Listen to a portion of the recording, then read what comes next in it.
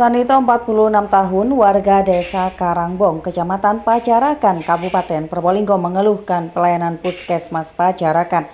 Pasalnya anak pertama dari istri keduanya meregang nyawa usai dilahirkan. Sanito menuding kejadian itu dipicu layanan puskesmas Pacarakan yang tidak maksimal. Sanito menceritakan peristiwa itu terjadi pada Kamis 3 Februari 2022. Hari itu sekitar pukul 13.00 Anissa, istri Sanito, mengeluh kesakitan pada perutnya yang tengah hamil 7 bulan. Anissa kemudian diantar ke bidan setempat oleh tetangganya yang bernama Mur. Mereka mengendarai sepeda motor. Di rumah bidan tersebut, Anissa diminta untuk memeriksakan kandungannya ke puskesmas Pacarakan.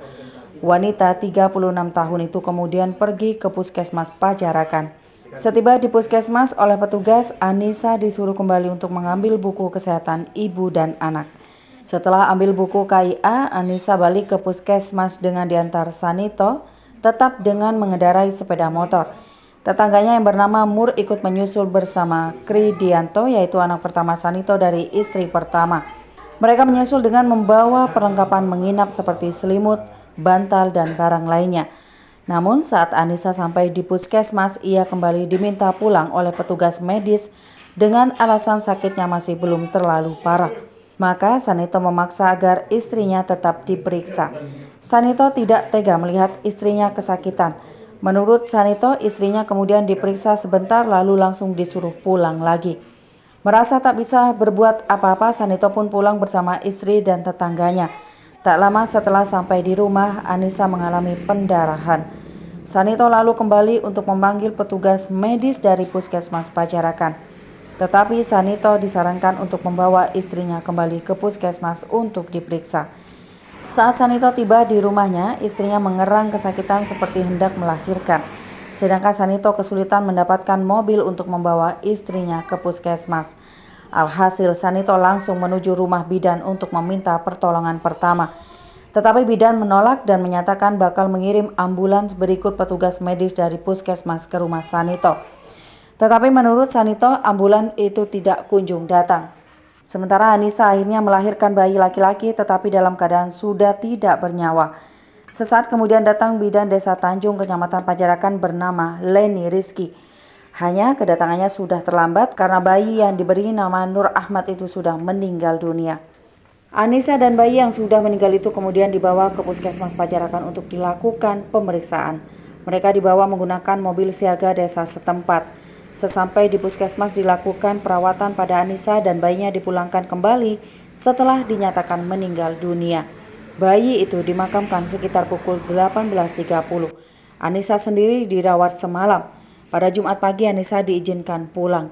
Sanito berharap pelayanan di puskesmas Pacarakan diperbaiki sehingga tidak ada lagi korban seperti dirinya lagi.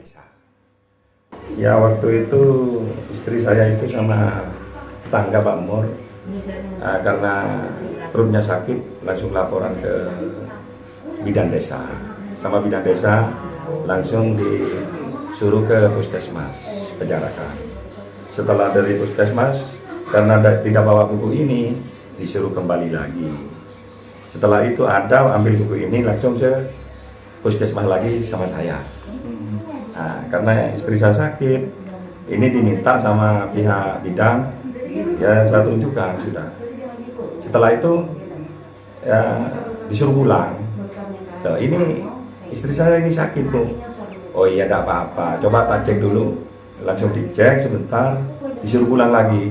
Loh, ini sakit Bu. Oh, iya, kalau sakitnya parah nanti kembali lagi ke sini, bilang gitu Mas. Ya terpaksa pulang. Nah, ada nyusul lagi Pak Mur itu yang mendampingi saya, Pak Mur sama anak saya namanya ke sini. Nah, setelah dari sana pulang ke sini, ada berapa kemudian ada 3 menit atau 5 menit langsung istri saya berdarahan di dalam. Di kamar ya? Ya, di kamar berdarahan, langsung saya lari lagi ke puskesmas Pacarakan.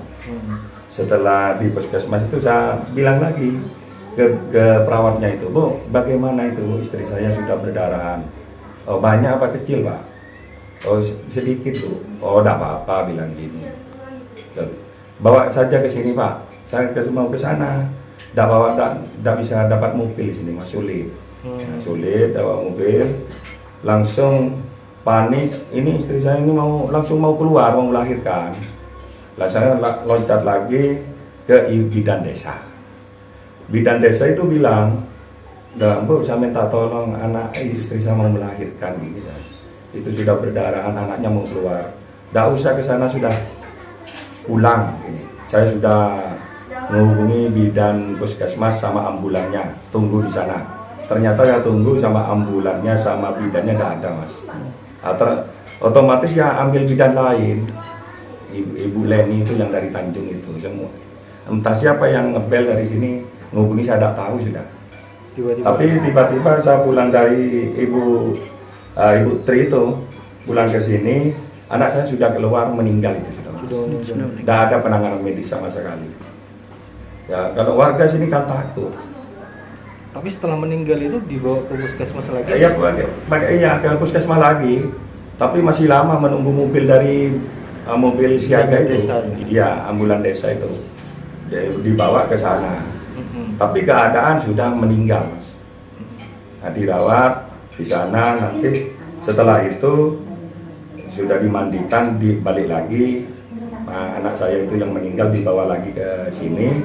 Terus istri saya dirawat di sana 1 malam. Iya. Pagi-pagi jam 9 itu keluar dari sana, sudah diizinkan pulang. Nginep semalam berarti? Iya, nginep semalam. Pak, harapannya seperti apa, Pak? Kepada pemerintah, khususnya kepada puskesmas, Pak? Ya harus ya gimana ya, Mas, ya, yang namanya meninggal kayak ini, penanganan medis kan kurang ini. Ya, penanganan medis kurang, bagaimana? Takutnya ada korban lagi selanjutnya ini.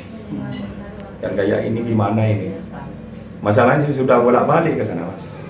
Bukan hanya 1 kali, bolak-balik saya. Pertama sama Pak Mur, yang kedua sama saya, yang ketiga saya balik lagi, yang keempat saya ke Bu Tri itu. Malah diabaikan semua ini. Sementara itu, Kepala Puskesmas Pajarakan Dr. Maulida Rahmani juga membenarkan kalau ada pasien tersebut. Permintaan untuk pulang ke rumah kepada pasien selama 2 kali berturut-turut itu menurutnya dilakukan karena memang saat dilakukan pemeriksaan medis yang bersangkutan belum ada tanda-tanda pembukaan melahirkan. Maulida menjelaskan jika lahirnya bayi sebelum waktunya dimungkinkan karena mengalami masalah dalam kandungannya. Terlebih saat itu yang bersangkutan baru mengakui kalau 3 hari sebelum melahirkan memang selalu batuk-batuk dan flu. Sehingga kemungkinan flu itu yang membuat rangsangan kepada bayi untuk dilahirkan sebelum waktunya. Dengan begitu pihaknya langsung melakukan penanganan dan observasi hingga sembuh dan dipulangkan. Namun sakit itu baru diakui oleh yang bersangkutan setelah kembali ketiga kalinya dengan bayi sudah terlahir dan meninggal dunia. Itu sih yang itu pasien ke rumah bidan terus disarankan ke puskesmas nih bawa identitas, pakai masker dan sebagainya untuk kan ngeluh mules, kemudian datang ke puskesmas dilakukan pemeriksaan, ternyata belum ada pembukaan, belum ada tanda-tanda infartu seperti itu. Kemudian pasien boleh pulang karena juga mungkin usia kehamilan masih 7 bulan. Kemudian setengah 3 mungkin sekitar itu itu datang lagi mengeluh mulas, dilakukan pemeriksaan belum ada pembukaan. Sampai pada akhirnya ketika ditolak 2 kali itu melahirkan di rumah dan posisinya sudah meninggal. Kalau ditolak kan tidak dilakukan pemeriksaan, Bapak. Siap. Artinya memang diperbolehkan pulang dulu karena tidak ada Bu, belum waktunya begitu ya, Bu. Kalau bahasa medisnya apa, Bu? Nyampe belum infartu ya. Terus itu kok bisa sampai pas Bu, kalau belum waktunya melahirkan, setelah sampai rumah kira-kira setengah jaman mungkin melahirkan begitu, Bu? Kan mungkin ada beberapa penyebab, Bu. Kan ini kan juga karena mungkin belum waktunya Pak. Maksudnya bayi janinnya itu kan juga masih kecil. Jadi kalau memang kan kita juga ketika janin itu kecil dan mungkin ada masalah, barangkali ketika itu maka akan ada respon untuk mendorong lebih cepat daripada ketika bayi itu normal ngoten. Itu sudah manggil bidan, jadi bidan meluncur bidan desa setempat kan manggil 2 bidan desa yang Tanjung itu meluncur, posisi ibu sudah melahirkan, kemudian bayi sudah meninggal, kemudian dibawalah ke puskesmas ngoten nggih. Setelah di puskesmas kita periksa, kita tangani, juga kita sudah konfirmasi ke suaminya, kita jelaskan kondisinya. Terus karena ibu ini sempet mungkin juga nadinya naik, jadi kita observasi, tidak boleh langsung pulang. Jadi saya observasi, saya lakukan tindakan medis. Waktu teman-teman konsul itu saya observasi sampai pagi, sampai bagus. Saya lakukan pemeriksaan lab, saya beri terapi. Setelah paginya bagus, setelah di lab, kemudian saya perbolehkan pulang, diantar oleh teman-teman dengan ambulan. Maulida menambahkan pada Sabtu pagi 5 Februari 2022, pihaknya sudah mengunjungi Anissa bersama bidan desa. Tujuannya untuk memastikan kesehatan Anissa. Laporan Zainul Rifan, Tada Today TV.